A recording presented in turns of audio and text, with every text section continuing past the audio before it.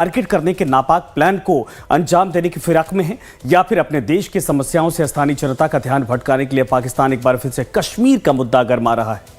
सवाल उठ रहे हैं क्योंकि बीते एक सप्ताह यानी 7 दिनों के दौरान आतंकवादी संगठन लश्कर-ए-तैयबा ने कश्मीर में बड़ी आतंकवादी घटनाएं करने की धमकी दी है।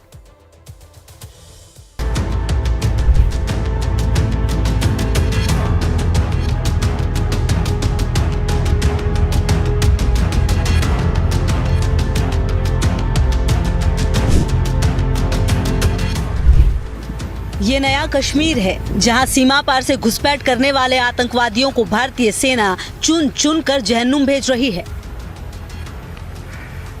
पाकिस्तान में बैठे अपने आकाओं का हुक्म मानने वाले आतंक के इन सपोलों को सेना कुचलने का कोई मौका नहीं गंवा रही। हालात ये हैं कि आतंकवादियों को स्थानीय समर्थन तक अब हासिल नहीं हो पा रहा। ऐसे में भारत का मुकुट कहे जाने वाले कश्मीर में आतंकवादियों की सांसें उखड़ने लगी हैं। और इसी झल्लाहट की वजह से अब पाकिस्तान की गोद में बैठे आतंकी सरगना एक बार फिर कश्मीर को दहलाने की साजिश रच रहे हैं। जानकारी के मुताबिक आतंकी संगठन लश्कर-ए-तैयबा ने एक सप्ताह के दौरान दूसरी बार कश्मीर में बड़े आतंकवादी हमले करने की धमकी दी है। हाल ही में आतंकवादी संगठन के प्रमुख हाफिज सईद के बेटे तलहा सईद ने भारत के खिलाफ जहर उगला था और इसके ठीक कुछ दिनों बाद इस बार आतंकवादी संगठन लश्कर के एक बड़े सरगना रिजवान हनीफ ने कश्मीर को लेकर गंभीर अंजाम भुगतने की धमकी दी है। बताया जा रहा है पाकिस्तानी मौलाना और धार्मिक गुरुओं की एक सभा में लश्कर सरगना रिजवान हनीफ ने कश्मीर में हमला करने की धमकी भी दी है। जिस तरह की धमकियां या जिस तरह के रिएक्शंस इन तंजीम जो आतंकवाद में लिप्त हैं उनसे मिल रहे हैं, वो दर्शाते हैं कि कहीं ना कहीं ये जितने भी ऑर्गेनाइजेशंस हैं, चाहे वो टेररिज्म में हों, चाहे वो एंटी नेशनल एक्टिविटीज़ में इन्वॉल्व हों, ये ऑर्गेनिकली कहीं ना कहीं एक दूसरे से जुड़े रहते हैं। बताया जा रहा है कि लश्कर कमांडर रिजवान हनीफ ने कश्मीर से अनुच्छेद 370 को हटाने को लेकर आतंकवादी हमला करने की गीदड़ भभकी भी दी है। लेकिन अब इस वीडियो को देखिए। घोड़ों पर सवार, हाथों में हथियार लहराते ये वो आतंकी हैं जो हाल ही में पाक अधिकृत कश्मीर के रावलकोट में नजर आए थे। दरअसल जिस कार के काफिले को आप वीडियो में देख पा रहे हैं उनमें हमास के नेता बैठे हैं। घोड़ों पर सवार और फिलिस्तीन का झंडा लिए जिन दहशतगर्दों को आप यहाँ देख रहे हैं वो लश्कर और जैश-ए-मोहम्मद के आतंकवादी हैं। कुछ दिन पहले ही रावलकोट में आतंकवादी संगठन लश्कर और जैश के साथ हमास के नेताओं के एक बड़े सम्मेलन में भाग लिया और इसी के बाद से भारतीय सुरक्षा एजेंसियां अलर्ट हो गई थी, क्योंकि हमास के नेताओं का इस कथित टेरर सम्मेलन में हिस्सा लेना कई सवाल खड़े करता है। सवाल ये कि क्या आतंकवादी संगठन लश्कर-ए-तैयबा की नई धमकी के पीछे हमास का बैकअप है? क्या कश्मीर में दहशत फैलाने की साजिश में हमास अब लश्कर और जैश जैसे आतंकवादी संगठनों की मदद करेगा?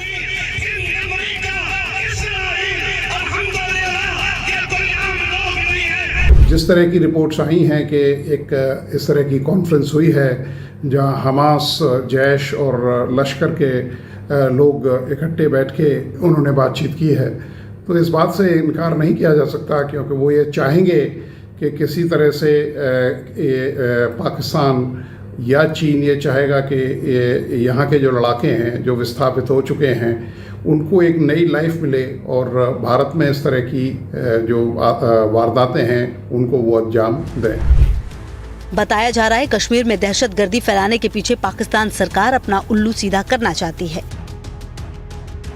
कहा जा रहा है देश की समस्याओं से आम जनता का ध्यान भटकाने के लिए पाकिस्तान सरकार एक बार फिर किसी न किसी तरह कश्मीर मुद्दे को गर्म करना चाहती है, जिससे कि पाकिस्तान की आम जनता को लगे कि भारत और पाकिस्तान के बीच तनाव बहुत ज्यादा है।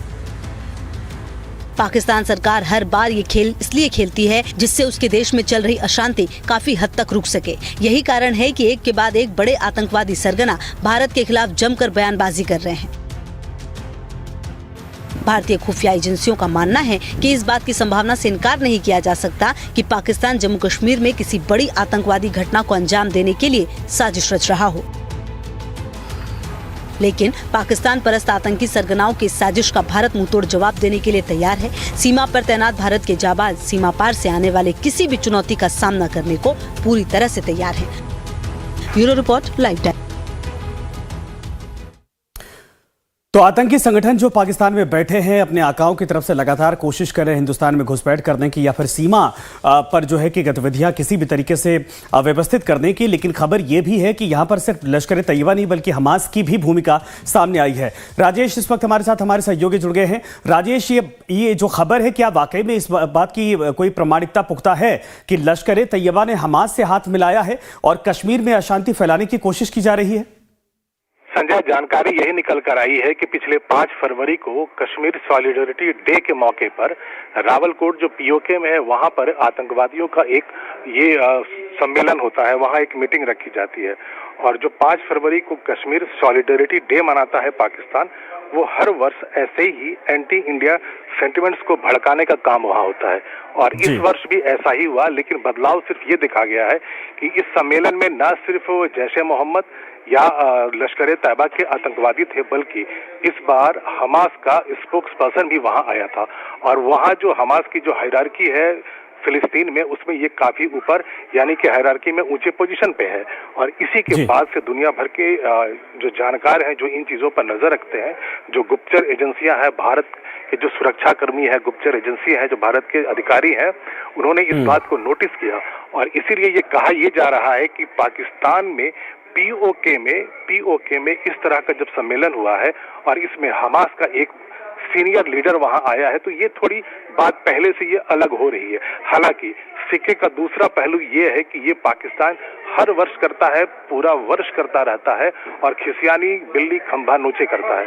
ये जो जानकारी अभी आई है, वहां पर यही वो बातें हुई है कि जो प्रधानमंत्री नरेंद्र मोदी ने अगस्त में जो 370 हटाया था 5 अगस्त 2019 को, उसी के बाद से जो पाकिस्तान के जो हुक्मरान है, पाकिस्तान की जो आर्मी है, पाकिस्तान में जो आईएसआई है, वो कोई न कोई मौका ऐसा ढूंढते हैं कि पाकिस्तान में अंदर में जो इंटरनल जो कॉन्फ्लिक्ट्स है, वहां जो बेरोजगारी है, वहां जो महंगाई है, इन मुद्दों से ध्यान भटकाने के लिए पाकिस्तान की जनता को वो एंटी इंडिया सेंटिमेंट्स को उभारते हैं।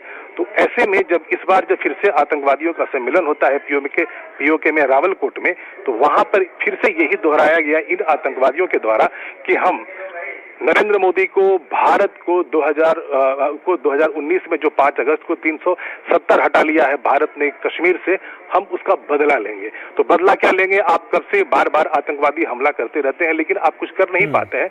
इसीलिए मैंने पहले ही कहा कि ये खिसियानी बिल्ली खंभा नोचे वाली बात है। और पाकिस्तान इस तरह के सेंटिमेंट्स, जो पाकिस्तान के जो हुक्मरान है खुद अपना देश तो चला नहीं पाते हैं, तो उनकी सेना चलाती है, आईएसआई चलाती है। तो ये उनका बहुत पुराना तरीका है, ये प्रोपेगेंडा चलाते हैं, एंटी इंडिया सेंटिमेंट्स को बार बार उभारते हैं ताकि पाकिस्तान की जनता है इन चीजों में उलझी रहे और उन्हें ये लगता रहे कि बिल्कुल सही आपने कहा। और जाहिर सी बात है कि ये कोशिश की जा रही है, लेकिन सवाल ये कि भारतीय जवानों की तरफ से, भारतीय सरकार की तरफ से फिलहाल कोई ऐसा